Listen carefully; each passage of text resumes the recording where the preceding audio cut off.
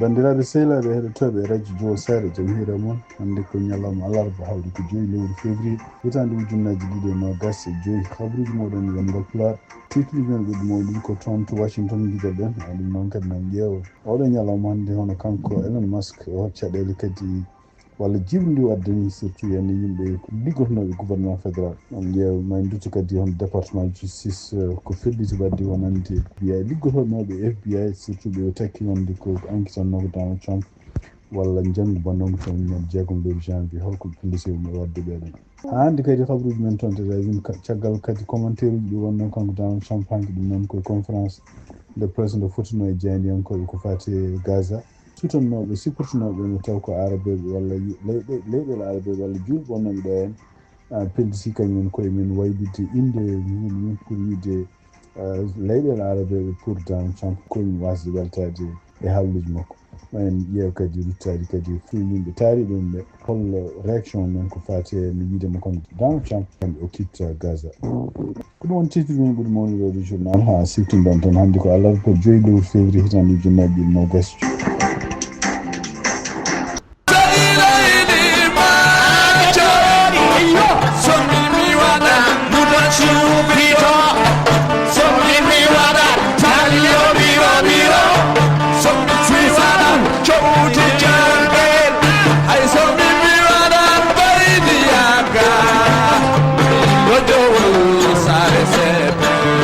bandiraɓe sehlaɓe heɗotoɓe radio Jom Sare jaam hiira moon mbiɗen ni hannde ko alarba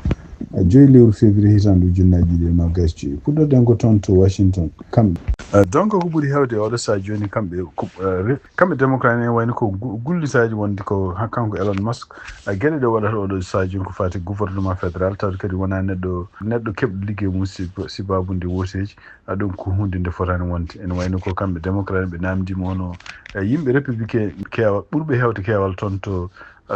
suudu représentant je toon kadi to Sénat yo mbaɗa feere kanko Elon Musk o adde toon to congrès ɓe namdom ko way wonde fof ene nder kadi koɓe gulliti kamɓe démocrate en surtout yenna kadi gotonoɓe ɓooyɓe ko fati e ɗiɗo agence uji caggal nde kanko Elon Musk kadi no wayno département justice rokkimo accès ko wiyete systéme paiement mo gouvernement fédéral mo jogui ɗum noon oɗon systéme ko systéme o kutorto pour wadde chèque uji wonande yimɓe liggotoɓe gouvernement fédéral e kadi agence uji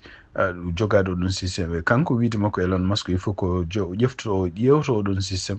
par ce que pour makko won gueɗe baddeteɗe en ko fraude kono ene wayno ko tugnade kadi juge goto mo ganduɗa gonɗo toon to Washington DC caggal nde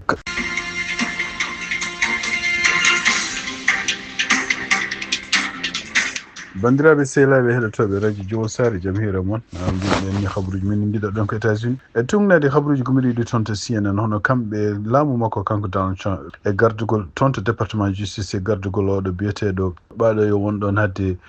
ministre justice arde hono kanko Emile Bove e nder lettere mo windi hannde o wi wonde ko yimɓe jeeyaɓe FBI surtout ardiɓe FBI taw ko hohoɓe mawɓe ene wayno oɗo saha joni kolli wonde ko salade ordre uji ɗi gummiɗe makko ɗum noon ordre ɗi henni ko ene wayno ɓe jammirino kala yimɓe ɓe ganduɗa liggotonoɓe enquête jangol toon to congrès ñande 6 lewru janvier hitande ujunnaje ɗiɗi nogas ko ɓeɗon yimɓe yoɓe kalana hol ɓeɗon ɓe kalana kadi hol goto foof holko ligguey mum wonno hen ɓeɗon fof ko e nder halluji jaltanoɗe ɓeɗon fof ene poti sekede ɗum noon ene wayno ko FBI rokkinoɓe kene wona liste kene wona ujunnaje 5 neɗɗo ɓeɗon fof ko yimɓe liggotonoɓe ko fati enquête aji ɗine jeeya hen enquête aji jangol toon to congrès ñande 6 lewru janvier kono e nder wiide makko kanko Bow o wi wonde ko ɗum ɗo henne ko hunde nde ganduɗa ɓe jabaki no ɓe mbirani par ce que ɓe mbiya ko wonde ko au lieu de rokkude ɓeɗo henne ko badjuji men walla numéro uji men walla liggeyaji men ɓe dokkat ɓe ponno rokkude ko inde ɓeɗon ɗum noon e wiidema ko kanko Bow wonde ko yimɓe ardiɓe FBI surtout henno hohoɓe mawɓe lettre mo windino mo fanoyi mumen kolli ko wiyete insubordination ɗum noon firti wonde ko kanko Donald Trump e nder kadi konngol makko kanko Bow oɗo o wi wonde so tawi ɓe jaɓani ko wiya ko ɗum noon firti wonde koɓe jiiɗi ko sekede e o haali kadi o wi wonde ko omo yiɗi famnude yimɓeɓe wonde ko hay goto e yimɓe FBI wiyaka wonde ko ne jogori sekede sibabu ne ligguima e ɗiɗo enquête aji ɓe goni koye ƴewde ko ɓeɗon ligguiɓe enquête ɗo baɗni en est ce que liggori ko wonde ko kolli ko profession men walla kañumen koye men ndewi ko complot goɗɗi taw ko mbiyata liggeyaji corruption pour wawde bonnude inde FBI hutorade FBI comme kutorgal habde e yimɓe woɗɓe ɗum kadi ko kanko haali ɗum kanko ardi département justice oɗo saha joni biyeteɗo boof siftin ɗon tan kadi ko kanko toɗɗaɗo yo ardu département justice o hono biyeteɗo Pam Bandi ene wayno ko e nder konngol ngol haali o yamiri oɗo saha joni hono kayitaji ɗi ganduɗa en kanko Donald Trump kayitaji ɗi ganduɗa o takkano wiya wonde ko kayitaji classifié keftunoɗe to galle makko toon to Morlago nawaɗi toon to archive ɗiɗon kayitaji o yamiri yo gartire makko kanko Donald Trump ɗum ɗo fof kadi o wi wonde ko maw udditi kadi enquête ko fate ɗiɗo kayitaji holno yimɓe FBI garno toon to galle makko kanko Donald Trump ɗum ɗo fof firti tan wonde ko ha hande ne wayno ko agenda mo Donald Trump kalnoɗe campagne muɗum ko ɗum woni waɗede oɗo sahaji hande ko fate laamu makko kanko Donald Trump woni ko ƴewtede oɗo saha joni won peeje ɗi ganduɗa kanko Donald Trump et surtout yenne mo suuɓi biyeteɗo Elon Musk peeje ɓe jogui pour momtude won agent ji woni ɗum noon ko goomuji ganduɗa gandunoɗi ene jeeya ɗiɗon goomuji gandunoji ko goomuji biyeteɗo bureau ko mbiyata protection financiére ko fate yimɓe ganduɗa consumers ene wayno ko kanko Donald Trump e weekend ɓenɗo o wawi segde gonnoɗo mawɗo oɗon ɗum noon ko gonnoɗo kañum hoɗum directeur financier muɗum ɗum hono biyeteɗo Hidda Chopra e wiide makko ene wayno ko ɓeeɗo fof ko yimɓe liggotonoɓe e complot ji contre makko kanko Donald Trump ɗum noon oɗo agence ene wayno o ardini ɗum hono ministre makko toppiriɗo ko fate budget hono biyeteɗo Scott Bessent ɗum noon e wiide makko kanko Scott Bessent gardinaɗo ko fate oɗo agence kañum hoɗum kadi woni mawɗo ko fate budget wi wonde ko ene wayno goni ko ƴewtade agence o ko waɗanno ene e duuɓi ɓennuɗi e surtout yenne ƴewde kadi so tawi gueɗe ɗe waɗata ɗe ko gueɗe ɗe ganduɗa jaaduɗe e laamu kesu nguɗo holno yiɗiri agence o liggoro ko jiiɗa e ɗum ɗon agence biyeteɗo USAID ene wayno ko kañum hoɗum mum ene wayno ko cosaɗo gila e laamu kanko John Kennedy ɗum noon cosaɗo e hitande 1960 pour wallude leyɗele goɗɗe jiɗɗe ɓamtade e ɗum ɗo fof kadi ko wawde waydude jokkodiral gongal hakkude États-Unis e kamɓe leyɗele aduna ɗum ɗon kadi ko hunde nde ganduɗa kanko Marco Rubio oɗo saha joni toppitiɗo ko fate affaire étrangère e kañum hoore mum toɗɗaɗo temporairement yowon directeur oɗo agence caggal nde kala ko wiyete en nokkuji muɗum gudda ene wayno ko kanko hoore makko kanko Marco Rubio o haali no wi wonde ko hadde balle ko fate international fade leyɗele ko mbiyata en développement o wi ɗum ko hunde nde wawa neɗɗo hay goto fotani miijade ɗum o wi ko ene wayno kadi ɗeɗon balle jahoje caggal leydi ko ɗeɗon balle mbawata wallude États-Unis pour ha wawa garantise kisal muɗum donc ene wayno ko oɗo saha joni kanko nde haare makko ardinede ndeɗo fedde kadi e jabdemo kanko hoore makko wonde ko ndeɗo fedde ene momte walla kala liggueyaji waɗanno ene dartine ɗum kadi ko hunde lurde ko wawi wonde fof ene wayno ko kamɓe peeje mabɓe kanko Donald Trump e kanko Elon Musk ko wawde ɗiɗude ɗeɗo pelle en ha wasa jogade han kadi nokkuji ko wayno kalisaji tawde kadi congrès walla constitution wi ko ɓe mbawa mumtude ndeɗon fedde walla ɓe mbawa waylude ɗum taw ɓe mbaɗani hen neɗɗo cuɓaɗo taw ko keptinaɗo toon to congrès ɗum noon ɗum waɗi Marco Rubio waɗa hen donc ene wayno ko ma ñalawma arta ɓe kuccita e congrès ɓe mbiya ɗum noon tawde ndeɗo fedde marsata han kadi ene wayno ɓe ɗeɗɗi ɗum ɓe jamiri ɗum oɗo saha joni yimɓe liggotonoɓe USAID wonnoɓe caggal leydi fof yo gartu e kala yimɓe kadi wonnoɓe ɗon e ɗeɗo pelle ɓe jamiri ɗum yo dartin liggueyaji mum surtout ko yimɓe ɓoynoɓe ɗon wonnoɓe duuɓi kewɗi ɓe dartin liggueyaji mum ɓe mbi ɗumen yo dartin liggueyaji men ɗum noon firti wonde ko ɓe goni koye ɗeɗɗude fedde nde hamma e mbar ɗum département goɗɗo kadi ene wayno ko kanko Donald Trump mo yiɗɗi momtude koko fate département éducation oɗo département kañum sosa koye hitande 1990 donc ene wayno ko ɗum woni ko kanko Donald Trump ko yiɗi momtude o haalino kadi e campagne makko ɓooyi o wi kala ko fate département ministére éducation ko jiɗɗo momtude ɗum noon e wayno ko oɗo saha joni ko ɗum woni ɓe kuccitani kanko Elon Musk donc ha hande e tungnade kadi ene wayno ko kanko Donald Trump ko haali ene wayno oɗo saha joni o wi wonde ko yimɓe ɓe ganduɗa ɓe o ɗaɓɓuno en jamiri wonde kañum hoore mum ene jiiɗi yaade retraite puɗɗima dañi ken wona 400,000 neɗɗo taw ko yimɓe ɓe ganduɗa liggotonoɓe gouvernement fédéral kañum en koye men mbi wonde ene jiiɗi yaade retraite jooɓe lebbi jeetati ɗi wiiɗi ɗum noon siftindo noon ene wayno ko kanko Donald Trump rokki délai ko ñande alhamis garoɗo ɗum noon ko kala yimɓe ɓe ngannduɗaa jiyaɓe gouvernement fédéral kene wona million ngaji ɗiɗi neɗɗo mo jaɓani arde pour wawde wiide wonde ken ya retraite ene wayno ko ceeko ɗum noon ko tugnade kadi habruji gomri toon to maison blanche kanko Elon Musk oɗo saaha joni kadi mon huccitani département ji ɗiɗi ɗum noon ko gueɗe ɗiɗi ngannduɗaa henne ko mbiyata Medicare e Medicaid balloje ko fate ene ñamde ko fate safaruji kanko Elon Musk kadi e wiide makko ene wayno ko ɗeɗon pelle kadi ko pelle baɗɗo fraudaji ɗum noon woni koye ƴewde wadde ƴewtade ɗum ɗon siftinde on tan ko kanko Donald Trump e gueɗe ɗe ngannduɗaa ɗe o haalno ñande o wi ko ɗiɗon département ji Medicare e Medicaid kadi kañum hoore mum goni koye jimade social sécurité o wi hay goto ko ala droit memde ɗum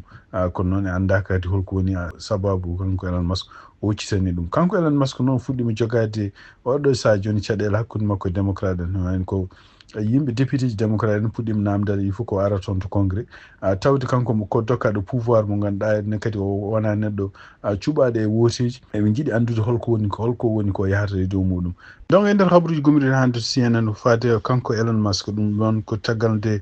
juge goto fédéral biyeteɗo juge Collar Kelby gonɗo toon to Washington DC caggal nde bloqué kanko Elon Musk pour wiide wonde ko Elon Musk ala droit nadde département justice tawde wona neɗɗo baɗaɗo élire kadi wona neɗɗo liggotoɗo toon surtout kadi jogade accès systéme paiement mo États-Unis avocat ji département justice kañum koyɗumen ngari mbi wonde ko Elon Musk kañum hoore mum e tugnade kadi kanngol makko kanko biyeteɗo Brian Hamsuri kanko woni kaji goto e département justice o wi wonde ko Elon Musk kañum hoore mum ala accès e oɗo systéme kono noon yimɓe ɗiɗi liggottoɓe makko kanko Elon Musk ene wayno ko kañumen koyemen en dokka accès ɓeɗon noon ko yimɓe jeeyaɓe oɗo saaha no gouvernement fédéral hen goto wiyete ko Marco Ellis goɗɗo wiyete ko Tom Cruise ko yimɓe ɓe ngannduɗaa ummiɓe compagnie ji technologie e kañumen koyemen ko yimɓe natɓe e département justice oɗo saaha joni ene liggoto e makko kanko Elon Musk en liggoto kadi e ɓeɗo en yimɓe jeeyaɓe gouvernement fédéral surtout toon to département justice kono e wiide makko kanko oɗo avocat o wi wonde ko ɗum noon ko haalde ɗum ko juge o wi wonde o tinani ala fof ɗo tini wonde ko Elon Musk kañum hoore mum ene jogui accès walla andi holko woni toon to systéme to oɗon systéme noon e wiide makko kanko juge o e wiide kadi démocrate ni ko systéme mo ngannduɗaa yimɓe potani nadde hen par ce que secret ji goni hen e kadi ko ɗum ɗoji ko hunde confidentiel ko wawi wonde fof hen wayno ko oɗo saaha joni ko haari woni toon bandiraɓe sehilaɓe heɗotoɓe radio Jol sa habruji men international guiɗoɗen d' abord ko ruttade hono kanko Donald Trump ɗum noon ko commentaire uji ɗi wonnoon ko fate en holno kamɓe palestinaɓe walla palestinaɓe wonɓe toon to Gaza holno ɓe wonde koɓe poti yaltinede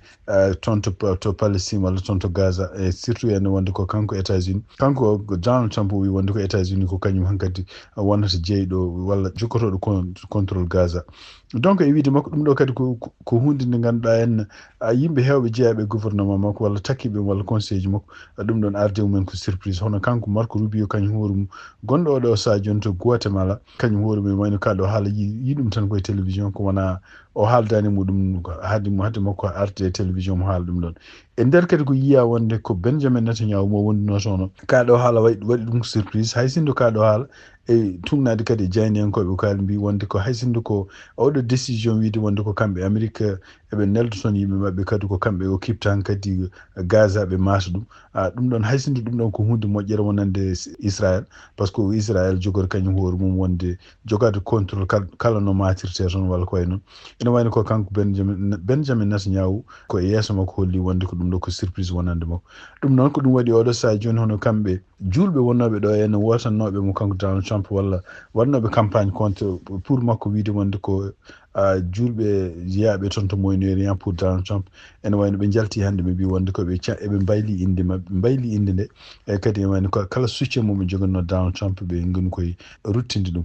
wiideɓe e wiide mabɓe kadi ene wayno ko Donald Trump janfimaɓe jam fo noon fuddi ko guila nde kanko Donald nde ñalawma makko gadon ene wayno ko won hadde nde ngannduɗaa Biden wanno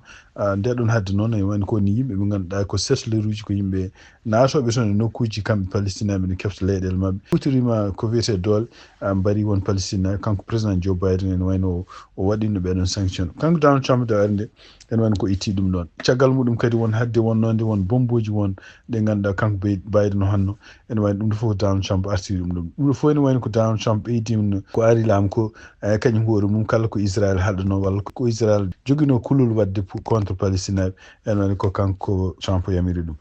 ɗon ɗum noon ɗum waɗi kamɓe ɓeɗo julɓe wiyantanoɓe pour Trump ɓe behliti support mo ɓe joguino contre pour makko kanko Donald donc ene wayno ha hande wonande kadi won républicain ji ne jeeyaɓe même cercle makko kanko Donald Trump surtout ko wayno Tellis wi wonde ko ɓe ene wayno won haaluji Donald Trump haalin windi ko wonde ko militaire ji o neldata toon to Gaza en wayno oɗon Tellis wi wonde ko ɗum ko hunde nde ganduɗa kanko Donald Trump o haaldani mabɓe ɗum ɗon surtout yenne nde fotte mabɓe ko fate batuji ɗi wadde mabɓe kamɓe républicain ji wonɓe toon to congrès e wiide makko kanko Tellis o wi ala fof militaire gumbontoɗo ɗo ennen yaha toon to Gaza surtout enne tawde koye oɗo sajini koye haareji wona kadi enen ɗum ɗo kadi ko hunde nde ganduɗa lundinde kanko Donald Trump ko haalano henne ko fati wonde ko o jogorani arde omo fuɗɗi so guerruji tawde ko contre guerruji e wiide mabɓe donc ko ɓuuri hewde kamɓe ɓeɗo e républicain ji tawnoɓe bato makko mbi wonde ko ɗum ɗo ko hunde hawdeɓe no fewi kono noon yiyama ene nder commentaire uji baɗaɗe hono kanko